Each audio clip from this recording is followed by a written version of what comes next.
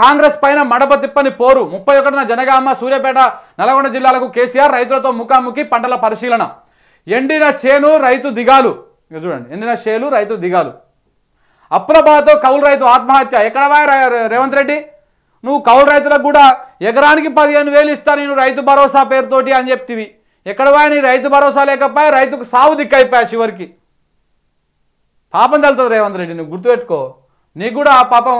ఆయన కూడా ఆ రైతుకు పెళ్ళం పిల్లలు అలా కుటుంబం ఉంటుంది మరి నీకు కూడా పెళ్ళం పిల్లలు నీ కుటుంబం ఉంది కదా మరి ఆ కుటుంబం ఎంత బాధపడి ఉంటుంది ఇప్పుడు ఒకసారి ఆలోచన చేసుకో మంచిది కాదు ఇది పద్ధతి బోనస్ పోరుబాట రైతులను మోసం చేస్తున్న కాంగ్రెస్ గ్యారంటీలను అమలు చేయాల్సిందే లేకపోతే ఎన్నికల్లో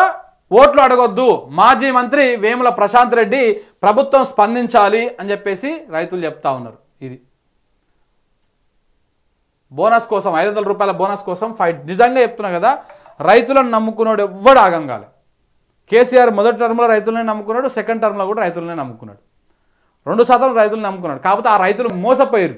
అంటే చెప్పలే కదా నిన్న నేను తెలంగాణ రైతులు నమ్ముతారన్నమాట నమ్మినోడు ఆగం చేస్తే వాడిని నట్టేట కూడా ముంచుతారు ఆ నడ్డి కూడా ఇరగొడతారు సేమ్ అదే వ్యవహారం జరుగుతూ ఉంది తెలంగాణ రైతులు పాపం నమ్మిరు కాంగ్రెస్ పార్టీని ఈయన కేసీఆర్ రైతు బంధు ఇస్తూ ఉన్నాడు రైతు భరోసా రైతు బీమా ఇస్తూ ఉన్నాడు కళ్యాణ లక్ష్మి ఇస్తూ ఉన్నాడు ముసలికి పింఛన్లు ఇస్తాడు ఇవన్నీ ఇస్తూ ఉన్నాడు మరి ఇవన్నీ కేసీఆర్ ఇంట్లోకి వెళ్ళి ఏమి ఇస్తున్నాడు కదా ప్రభుత్వ సొమ్మే కదా ప్రజల సొమ్మే కదా సేమ్ గిట్లనే రేవంత్ రెడ్డి కూడా ఇస్తాడు కావచ్చు ఎక్కడ పోతాయిలే అన్నటువంటి నమ్మకాన్ని రైతులు బాగా నమ్మిరు రైతులు కానీ ప్రజలు కానీ కానీ రేవంత్ రెడ్డి అధికారంలోకి వచ్చినాక రైతు బంధుకు పొందబెడతాడు దళిత బంధుకు పొందబెడతాడు రైతు బీమాని పొందబెడతాడు దాంతోపాటు కళ్యాణ లక్ష్మిని పొందబెడతాడు ఈ ముసలిలో పెన్షన్లను గాలికి వదిలేస్తాడు వచ్చేటోళ్ళను సగం సగాన్ని కట్ చేస్తాడు ఇట్లాంటివి చేస్తాడని చెప్పేసి ఎవరు అనుకోలే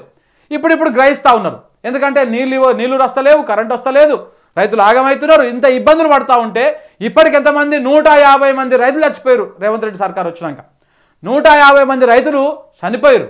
ఇది రేవంత్ రెడ్డి పుణ్యం బలిదేవుడు అన్నమాట ఆయన మామూలు దేవుడు కాదు బలిదేవుడు ఇక ఎంతమంది దాదాపు 50 మంది ఆటో డ్రైవర్ అన్నలు అసూలు బాసిరు అలా కుటుంబాలు ఆగమైపోయినాయి ఒక్క కుటుంబాలను పరామర్శించినవా పాపాత్ముడు నువ్వు పరామర్శించినవా ఆ కుటుంబానికి పెద్ద దిక్కు ఆటో ఉంటుంది ఆటో నడుపుకున్నటువంటి ఆ వ్యక్తి ఉంటాడు ఆయన చనిపోతే ఆ కుటుంబం ఏమైపోవాలి ఆ పిల్లలు ఏమైపోవాలి హైదరాబాద్కి పొట్టకూటికి చేతి పట్టుకొని హైదరాబాద్కి వచ్చి చిన్న చిన్న రేగుల రూమ్లలో వండుకుంటా పొద్దుగులు ఆటోలు నడిపి ఆ కుటుంబాన్ని సాక్కుంటున్నటువంటి ఆ ఇంటి పెద్ద ఆటో డ్రైవర్ చనిపోతే ఏమైపోవాలి ఆ కుటుంబం ఎంత ఆగం కావాలి ఎంత ఆగం చేసి ఆ కుటుంబాలని చిన్నాభిన్నం చేసినటువంటి పాపాత్ముడు కదా నువ్వు ఏం చేస్తే ఈ ప్రాచితం అవుతుంది నువ్వు ఈ పాపాన్ని ఏం చేసి కడుక్కుంటావు ఎన్ని జన్మలెత్తినా కడుక్కోలేవు 50 మందికి పైగా ఆటో డ్రైవర్లు ఆత్మహత్యలు చేసుకున్నారంటే అది నీ పాపం కాదా నీ పుణ్యం కాదా 180 మంది రైతుల ఆత్మహత్యలు